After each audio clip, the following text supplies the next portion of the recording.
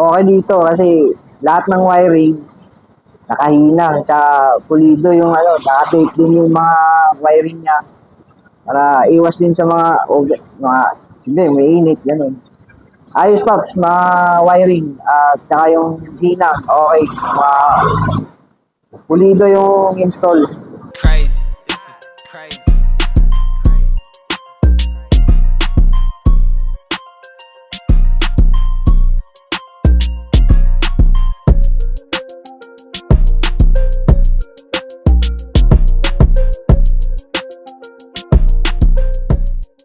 Good evening mga Paps.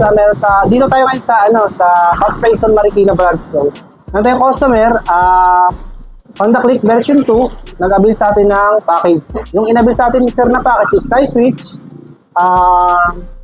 Kia horn, tapos yung 60 watts na X1 Zenlo. Yan. So yung tie switch sir, ito.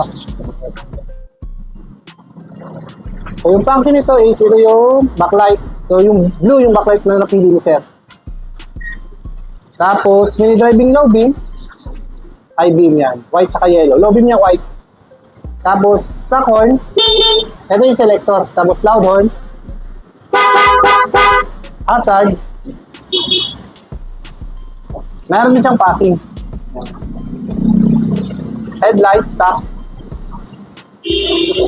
Tapos, nag-addition na siya sa atin ng charger. Ito. So, dala niya to mga Paps. Tapos meron siyang signal light sa gilid. Ito to. So labor lang kami dito mga Paps. So dito pala naka-mount yung natin, yung mini driving. So walang sayad yan mga Paps. Hindi yan tatama. So pag gusto niyo ng ganitong setup, page or visit kayo dito sa Paps Payson Marikina. Thank you, saka ride safe mga Paps.